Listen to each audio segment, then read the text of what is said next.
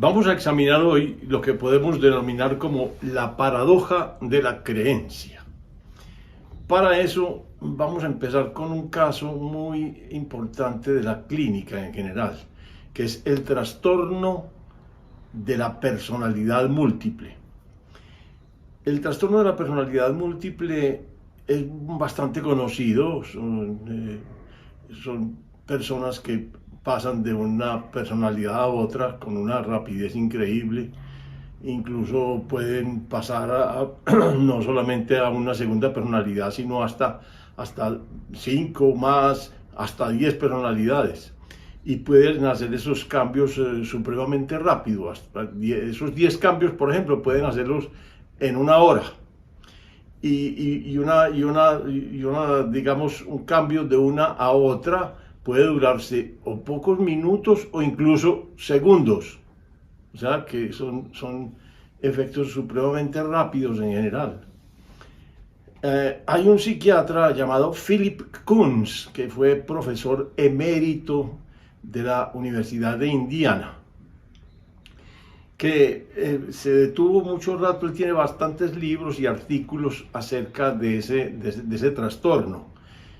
Pero específicamente tuvo una época en que se dedicó a estudiar los efectos psicofisiológicos y bioquímicos, las alteraciones químicas y fisiológicas que ocurrían en los pacientes con ese trastorno. ¿Qué pasaba cuando pasaban de una personalidad a otra? Y encontró cosas muy llamativas, porque no se trata simplemente de cambios a los que estamos acostumbrados. Por ejemplo, la pérdida y recuperación, digamos, del gusto. Sabemos que, por ejemplo, en una virosis se puede desaparecer el gusto perfectamente, y cuando pasa el ataque del virus, pues el gusto vuelve.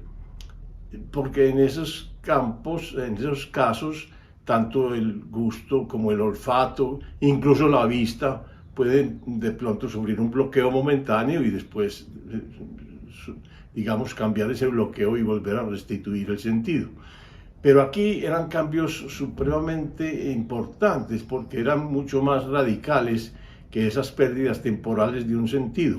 Por ejemplo, una personalidad podía ser sensible y alérgica a un tipo de alergeno específico, como el veneno que transmite una avispa o una abeja al picar.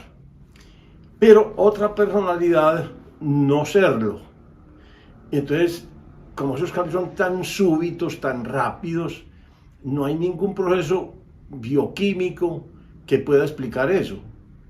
¿Por qué? Porque, por ejemplo, una desensibilización a un alergeno como esos, como el que produce la picazón de una avispa o de una abeja, es posible lograrlo con una vacuna. Se le inyecta una vacuna a una persona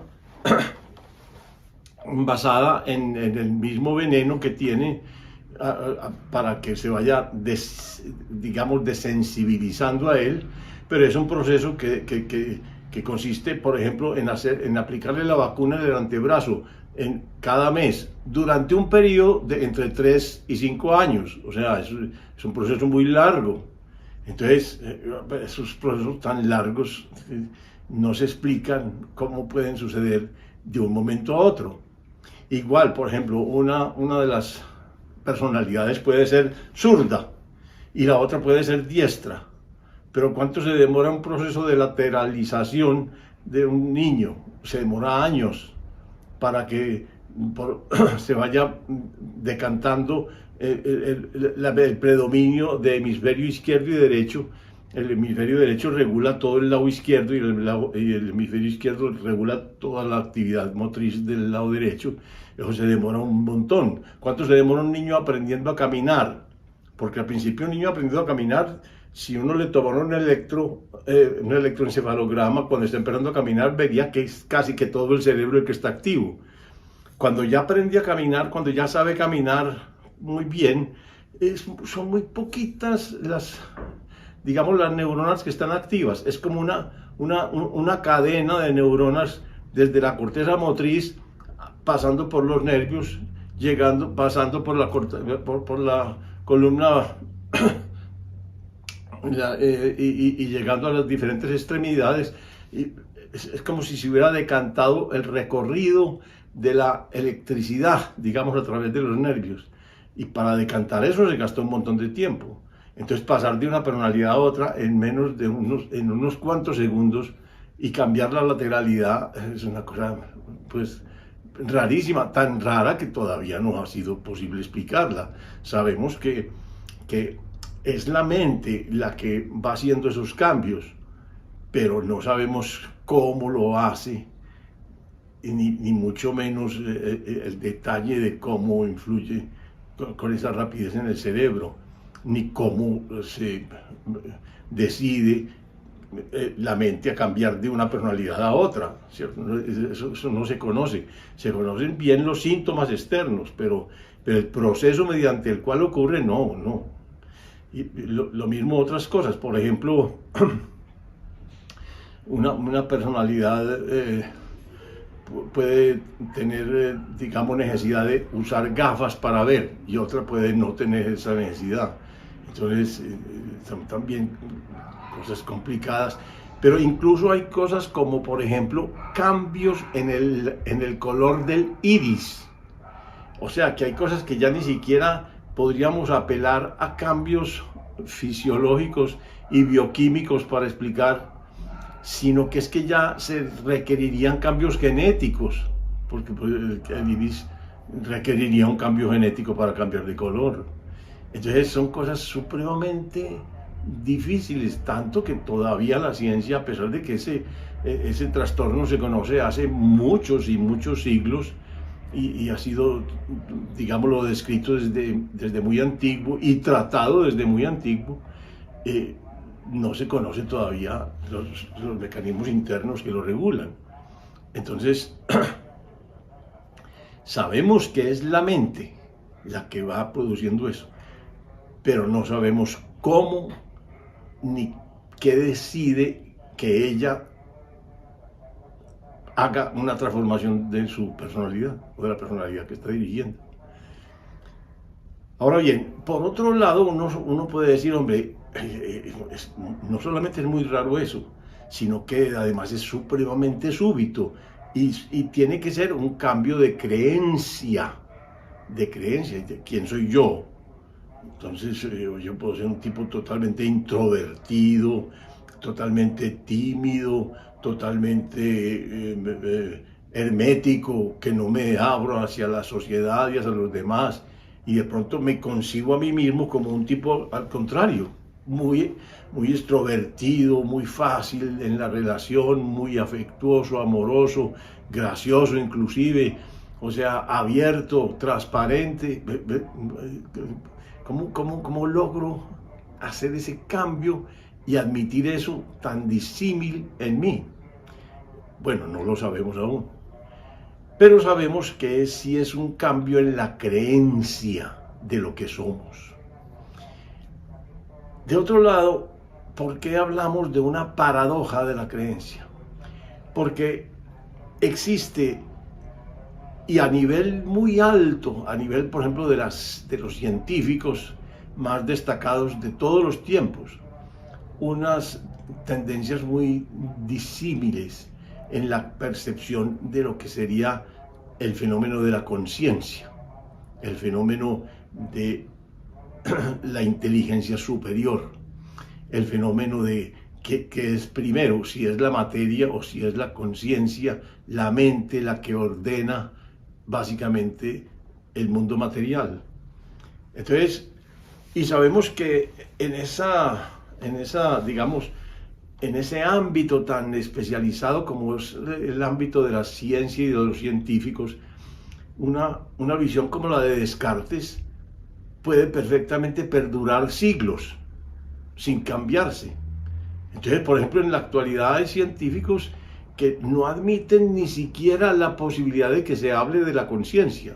Ahí, a pesar de todos los descubrimientos típicos de la física cuántica, con sus experimentos de doble rendija que demostraron claramente que cuando hay un observador inteligente, la materia en general, la luz en particular y los y las partículas subatómicas en concreto se comportan como materia, como partículas. En cambio, cuando no hay un observador inteligente, se comportan como si fueran ondas. Tanto las partículas subatómicas como la luz, como moléculas concretas de un tipo de materia. Y son muchos los científicos en todas las épocas que sostienen una u otra posición. Por ejemplo, a principios del siglo XX, Max Planck insistía, nosotros no podemos escapar de la conciencia, no podemos escondernos de ella. Todo lo que hacemos está relacionado y referido a ese fenómeno de la conciencia. O sea, para él era absolutamente claro, para Schrödinger también. O sea, hay un montón de físicos muy importantes, que son casi todos premios Nobel de física, que sostienen claramente la existencia y la importancia de la conciencia en la física. Y recientemente, por ejemplo, nosotros tenemos físicos como el teórico de cuerdas japonés Mayoki Kaku. Ese tipo afirma claramente que lo que él concibe, que lo que él ve de la materia y de la física es el producto de una mente inteligente. No es el producto del azar, sino de una mente inteligente. Y un físico cuántico como Amit Goswami, del cual hemos hablado aquí de varios de sus experimentos, también, o sea, afirma claramente: no existe ningún objeto concreto en el espacio-tiempo si no existe alguien que lo esté observando. O sea, si no existe alguien que lo esté observando, no existe nada. Y esos son físicos cuánticos, o físicos o físicos teóricos como de la teoría de cuerdas que les cuento, que son o físicos o premios Nobel actuales de física, que sostienen claramente la postura de que la conciencia es imposible de aislar y de dejar de lado en el avance de la ciencia. Entonces uno diría, hombre, ¿cuál es la paradoja? Que mientras en el trastorno de personalidad múltiple se cambia a una velocidad diablada, digámoslo así, se sustituye una creencia por otra con una facilidad increíble. En la física, en la parte, digámoslo, más cultivada de la humanidad, es muy difícil remover una creencia de esas. Y entonces uno dice, pero ¿cómo es posible? Así, porque además hay otra cosa importante. En la Segunda Guerra Mundial, uno de los fenómenos que menos explicaba la gente era cómo era posible que una cantidad enorme de judíos que tenían una relación tal vez de 10-1 en cualquiera de los centros de reclusión en donde los llevaban, se hubieran aguantado eso sin hacer sin hacer una resistencia activa, porque si hubieran empleado la fuerza, muy seguramente hubieran podido reducir, aunque si hubieran muerto algunos porque no tenían armas, y los nazis sí, la inmensa mayoría que era con seguridad capaz de haber reducido a la fuerza nazi y haberla dominado. Sin embargo, no. Y lo que menos explicaban era que, a pesar de haber ya conocido y tenido información de lo que estaba sucediendo, por ejemplo, en Auschwitz, porque había un informe detallado de dos prisioneros judíos polacos que se fugaron de Auschwitz y realizaron un informe, pero lo más estricto, lo menos emocional, lo más, digamos, transparente posible, lo más factual, lo más centrado en hechos. y sin embargo no fueron capaces de, ese informe no fue capaz de motivar una reacción de los judíos húngaros, que eran los últimos que faltaban en Europa para ser, digámoslo, aprisionados y llevados a esos campos de concentración. Es importantísimo entender que la mera información no es suficiente para cambiar una creencia de esas, porque estaba toda la información necesaria para ellos. Y sin embargo, ¿qué pasaba? Que no creían en eso, o sea, no se convertía en una creencia. Por lo tanto, hay que entender que el conocimiento no depende solamente de la información, sino que depende de que nosotros podamos creer en esa información.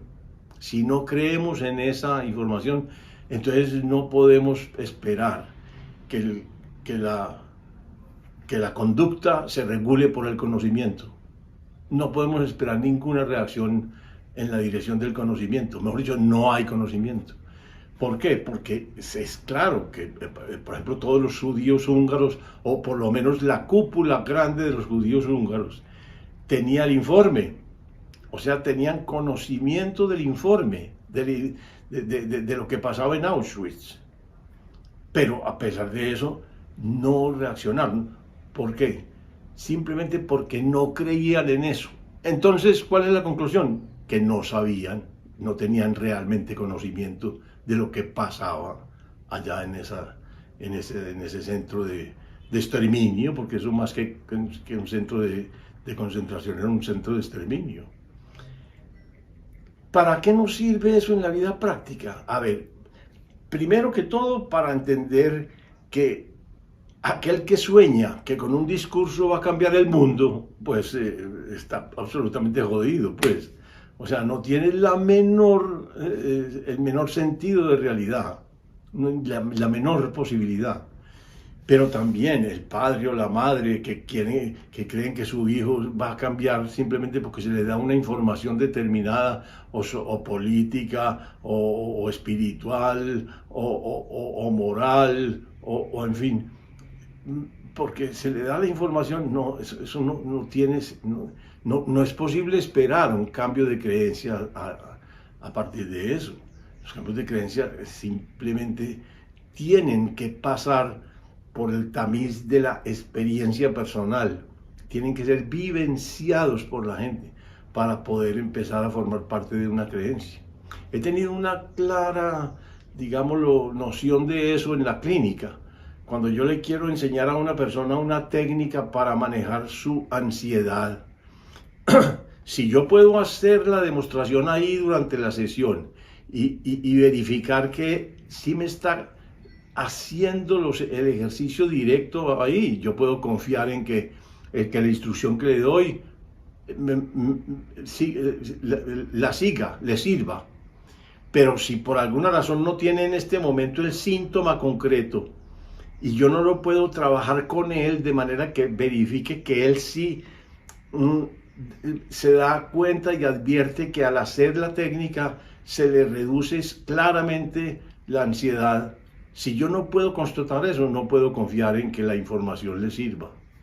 Por más que la relación sea empática, sea muy clara, sea muy limpia, no. De manera que la conclusión de este capítulo de la creencia y de la paradoja de la creencia es que tengamos en cuenta que hablar, que informar no es casi nunca el camino para ayudarle a alguien a cambiar. Más importante sería pensar en transmitir una determinada emoción. Incluso más potente podría ser intentar una transmisión mental de esa emoción. Mucho más potente, mucho más viable. De manera que desconfiemos en principio del hecho de que la mera información que le damos a nuestra gente querida pueda ser suficiente para transformar sus comportamientos a través de la transformación de sus creencias. Eso es todo por hoy. Buena suerte.